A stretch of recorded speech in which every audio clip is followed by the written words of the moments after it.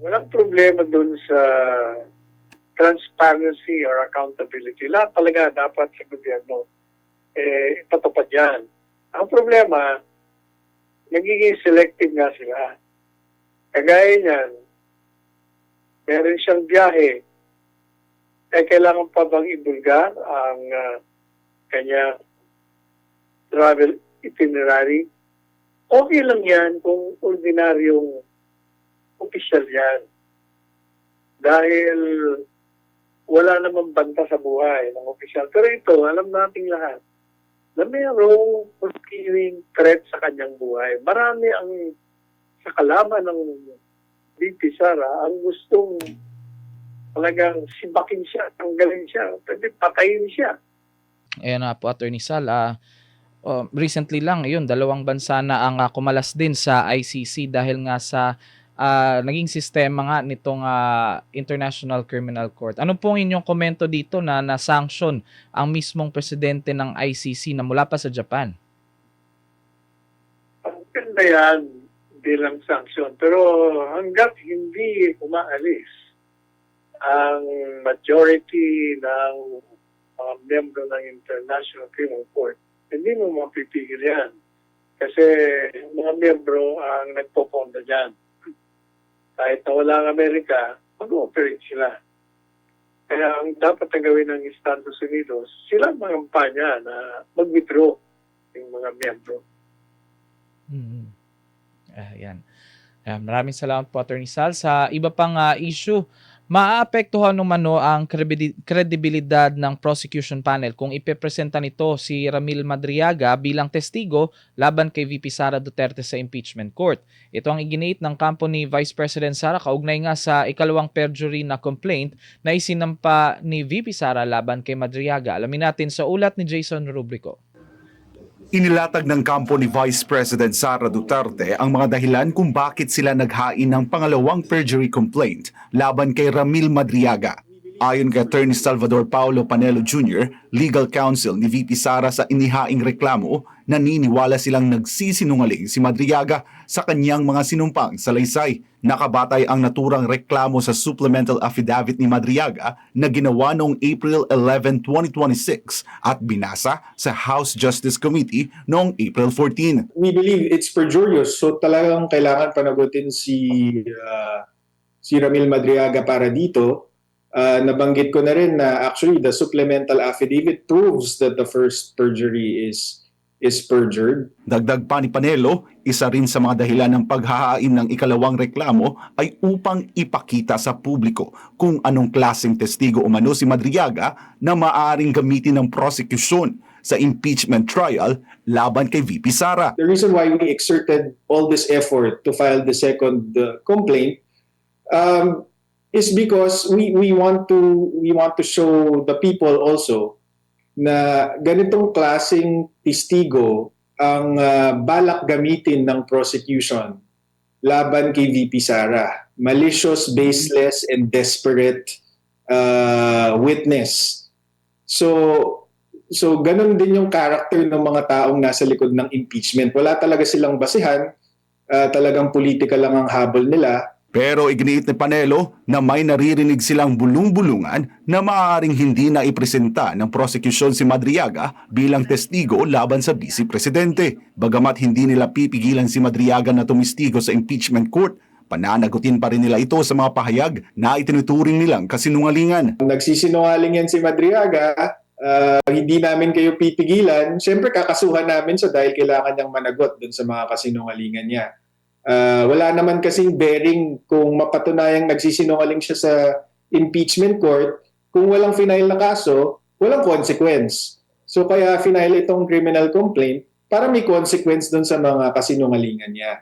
Para sa kampo ni VP Sara, maaari umanong makaapekto sa kredibilidad ng prosecution at sa impeachment case laban sa Vice Presidente kung maipapakita nilang hindi mapagkakatiwalaan ang kanilang testigo. Meron siyang impact in a way na pag pinapakita namin sa tao kung gaano kasinungaling tong si Madriaga, naaapektuhan yung yung credibility ng prosecution at ng impeachment effort against the Vice President in general. So that's always been our opinion from the very beginning of all of this. When we first filed the first perjury complaint, we said, parang Trojan horse yan si Ramil Madriaga.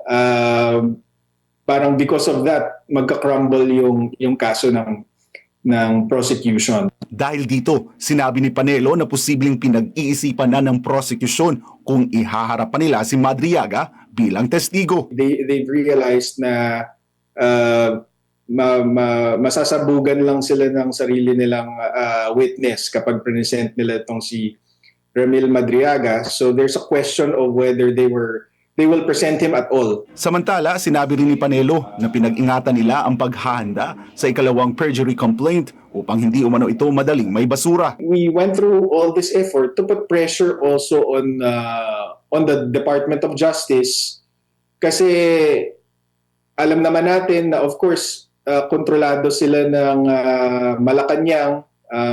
The Secretary of Justice is of course a cabinet member of PBBM na kalaban sa politika ng ating Vice President.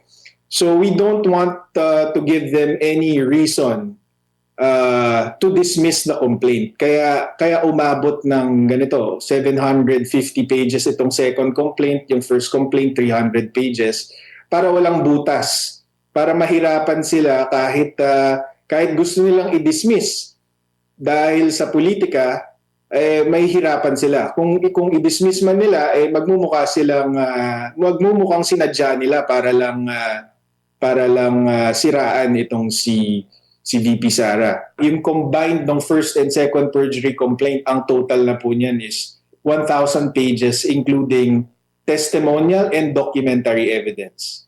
So malakas po yan.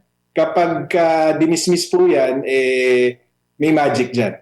Naghain ang kampo ni VP Sara ng motion to consolidate upang pagsamahin ang dalawang perjury complaint laban kay Madriaga sa Taguig City Prosecutor's Office. Ayon kay Panelo, magkaugnay ang dalawang reklamo dahil parehong nakatuon sa mga sinumpaang salaysay ni Madriaga. Para sa Diyos at sa Pilipinas kong mahal, ako si Jason Rubrico, SMNI News. Ayan na po, Attorney Sal. Doon nga po sa sinabi ni Attorney Paulo na may tuturing na Trojan horse itong si Madriaga sa panig ng prosecution kasi nga po kung itutuloy talaga ng prosecution team na gawin siyang testigo sa impeachment court, ito talaga ay magiging mitsa ng parang sasabog na talaga sa mukha nila yung mga kasinungalingan ni Madriaga. Ano pong masasabi? Any other comment po on this, Attorney? Now, regarding Madriaga, matagal na nating sinabi yun. Na pag pinilit nila na gawing testigo yan, to quote my own son, Attorney Paulo, that's their funeral. Sapagkat walang sinabi doon na hindi totoo, na hindi kasinungalingan sapagkat napakadaling ma-validate. Pag tinignan mo lang yung record, kasinungalingan na agad. Ang problema kasi, masyado silang desperado. Kumakapit sila sa patalim. Kaya yung kinakapitan nilang patalim, yun mismo ang ibabaon sa kanilang katawan. Kaya yung impeachment na yan, mula pa doon sa simulang Article 4 hanggang Article 1, nagpapakita lang na talagang walang patayang legal. Kaya tumigil na lang sila. Sinasayang lang nila ang pera ng bayan, sinasayang ang panahon ng Senado, at lalo na lang ginagalit ang taong bayan sa nakikitang kalokohan na impeachment laban kay Inday Sara. Ayan, maraming salamat po, Attorney Sal. Samantala, iginiit din ni Vice President Sara Duterte, Attorney, na hindi lamang siya dapat managot sa usapin nga ng transparency and accountability. Kinwestiyon niya ang Malacanang, ito nga sa pagbubunyag ng kanyang planong 6 na araw na biyahe sa Japan. It actually personal leave po. At hiniling na ilabas din sa publiko ang mga travel authorities at gastusin ng lahat ng opisyal at tanggapan ng gobyerno. Samantala, hiniling din ni VP Sara sa Senate Impeachment Court na pabilisin na itong kanyang paglilitis upang agad na malinawan ang publiko sa mga aligasyon laban sa kanya. Aniya, mahalagang maging mabilis yung proseso alinsunod sa prinsipyo ng speedy administration ng justice, Attorney Sal. Sa una pong sinabi ni VP Sara patungkol po dun sa transparency, Attorney Sal, dapat talaga bang lahat ng opisyal ay maging transparent pagdating po sa kanilang mga gastusin, pagdating sa travel nila, Attorney, at pag magli-leave po sila? Walang problema dun sa transparency or accountability. Lahat talaga dapat sa gobyerno patupad yan. Ang problema, nagiging selective nga sila. Kagaya niyan, meron siyang biyahe, kailangan pa bang ibulgar ang kanya travel itinerary? Okay lang yan kung ordinaryong opisyal yan. Dahil wala namang banta sa buhay ng opisyal. Pero ito, alam nating lahat, na mayroong continuing threat sa kanyang buhay. Marami ang sa kalaman ng VP Sara ang gustong talagang sibakin siya, tanggalin siya, pwede patayin siya. Bakit kailangan mong ilabas ang kanyang travel schedule? So kung ilalabas mo yan, malalaman ng mga gustong pumatay sa kanya, kung saktan siya, ang kanyang mga pupuntahan at maaaring abangan siya doon. Kaya hindi kailangan sabihin. Although ordinarily, hindi masama ang ilabas kung ordinaryo pa lang na opisyal na wala namang interest sa'yo ang mga kalaban mo.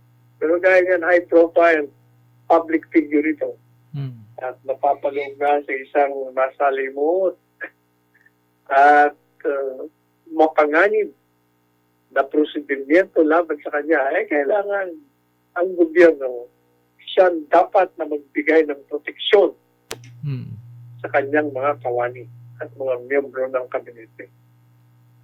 Ayan.